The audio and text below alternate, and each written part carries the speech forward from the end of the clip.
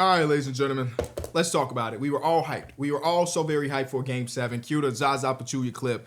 I get everything done today. I'm like, hey, once this game tip off at 6:30, don't nobody call me, don't nobody text me. This is Game 7, baby, and the winner gets to lose to OKC probably. But damn it, Game 7 is supposed to be electric, and you get something that happens today every so often, where at one point the Nuggets are up by 35 points.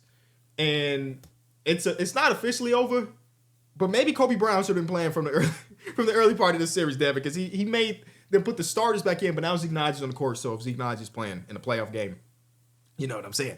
Let's talk about it, man. Let's talk about it because the Clippers just came out there and shit the bed. There are a lot of things that bother the hell out of me from this Clippers performance. In my notes to start off with, I'm like, okay, Derrick Jones Jr. starting on Jamal Murray. That sounds great. Derrick Jones Jr. scored the first 7 of 9 points. He had a 3 and 2 made layups, and it was perfect. And then it very quickly shifted to, oh my God, the ball is finding this man way too often. I love Derrick Jones Jr. I love Chris Dunn, but they should not touch the ball that many times in a Game 7. It's like the Clippers played so hard to get to 7 just to say that's it. And what today is not February. I'm sorry, not November 22nd. There is no other world other than it being a random regular season game. Let me look at this. Where Derrick Jones Jr. should have 10 shots, and James Harden should have 8. Did he forget? Did he forget this was Game 7? Oh my God, bro. There's certain ways I cover this game that I like certain ways that people cover this game that I steer away from. That's just not my lane. That's not my vibe, or so on and so forth. James, bro, I love this season for him, all things considered, right? Kawhi Leonard misses more than half of the season. This Clippers team wasn't projected to do anything, and James makes an All-Star appearance. He make an All-NBA appearance, so on and so forth. But for it to be Game 7 and he gives them nothing. I'm not trying to hear the assist numbers are the assist numbers, but I promise you, if the Clippers were playing, if the Nuggets were playing that zone against you, you would find the man in the middle to shoot the shot. So miss me with that. This was a stinky James game, man, and that's not even my bad. That's not how I cover this sport. But for it to be a Game 7, I just needed, and I don't care who wins, I just needed James Harden to be better. The game that they won last, James and Kawhi were in their duff, like 60 points combined. They were that nice. And for us to get to Game 7, I felt like they played one quarter of basketball, and they were like, this ain't even really it. We're probably going to lose to OKC anyway.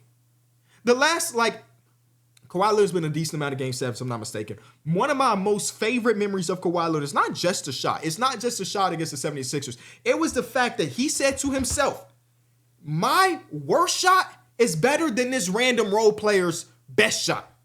So I'm going to take 39 shot attempts tonight, and we go win or lose by me. And we didn't get none of that. Actually, no, I take that back. Kawhi Leonard tried to take over to start the fourth quarter. He took the first 3 shots and it stood in the corner in the notes. I'm frustrated. And I didn't care who came out of this series. But this was supposed to be best player in the world versus two of the best of this generation. And it wasn't. It was Derrick Jones Jr. and Chris Dunn in the middle of a zone. I can't understand why so often in the playoffs we see a team throw a zone out and the opposing team just like, what do we do? How do we generate good looks?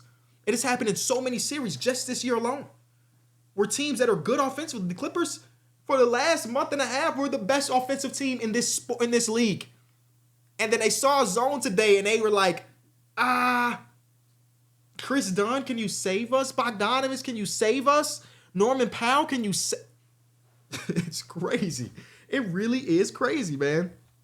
And you know who I would be pissed if I was one of the 130 fans that got flew out by Steve Ballmer. I would be pissed, because one of my favorite things about going to sporting events is going home if I feel like I want to go home. If I go to a Bulls game and they're down by 20 and a half, guess what? I don't care that I spent $100 to get in. This shit sucks. I'm going home. They couldn't even do that. They got flown in. They can't just walk away. They had to sit through this ass whooping and pray that Kobe Brown had enough juice to make it interesting with 6 minutes left. And you know what one of the most insane things about it, before we flip on to talking about the greatness that is the Denver Nuggets, They guarded Jokic very well tonight. They guarded him so well tonight. And it didn't matter. I'd be frustrated if I was a Clippers fan. Super frustrated. They had a lot of people picked them in the series. I picked them in 7 though. And a lot of times if I'm going so and so in 7, that means a coin flip. I don't know who the hell gonna win the series. Like, I'm just trying to respect both teams. And that's kind of what we got. It's an awful performance from them. But let's flip it on the head. Let's talk about the team that actually won, because this team gets to go against OKC in just 2 nights. So this should be fun. The 2 MVP candidates going against each other in the series. That should be super fun. But we're not doing a preview. Let's talk about this game 7 for the Nuggets. They look really good throwing out that zone.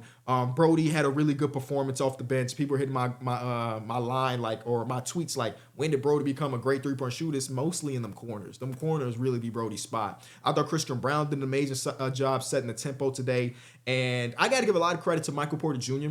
because in the beginning of the series, I think it was game 1, he played awful. He got benched down the stretch, and I remember Nikola Jokic going to the podium and saying something like, "If you don't feel like playing now, or you can't get motivated to play now, then you shouldn't be playing this sport." And I'm like, "Damn, those are harsh words from your star player." And then since then, even though he did have a couple duds in there, don't get me wrong, Michael Porter Jr. has been pretty damn good, especially when you consider they said that at one point he couldn't even lift his arm over his head, and he had a couple big shots today. And I swear to you, there's nobody in the world that wants the ball more when his team is up by 20 than Michael Porter Jr. He said, "I could just shoot with no consequences." And I think he feels like if he hits that contested step back 3 when they're already up by a lot, he gonna bring the house down. And he did. The Denver fans were amazing today from the very start. And that's pretty dope.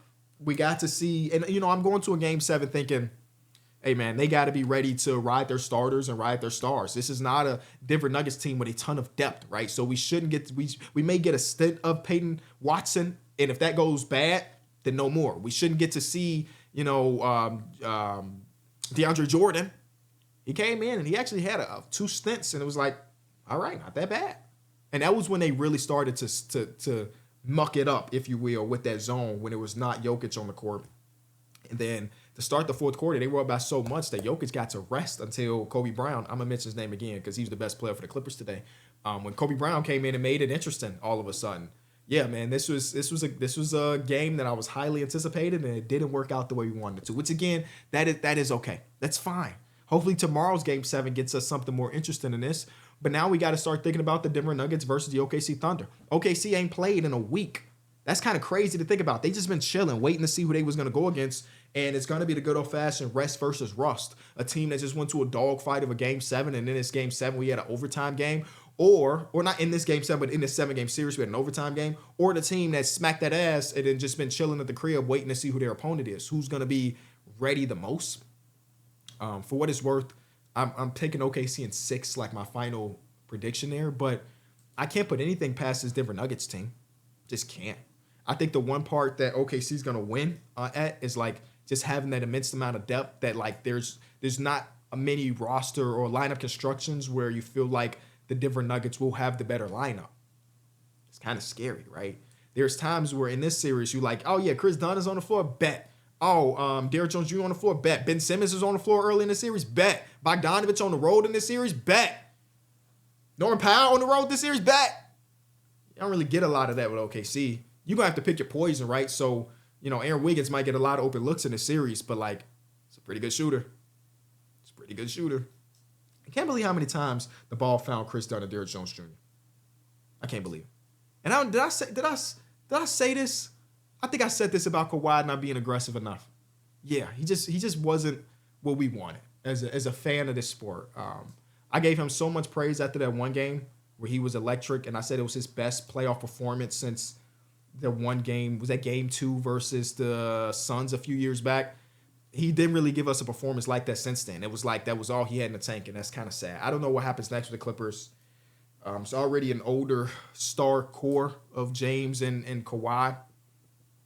Kawhi Leonard's healthy for a series for the first time in a very long time, and they couldn't take advantage of it. It's kind of sad when you think about it. Shout out to OKC and shout out to the Nuggets. I can't wait for that series, and we'll see what happens.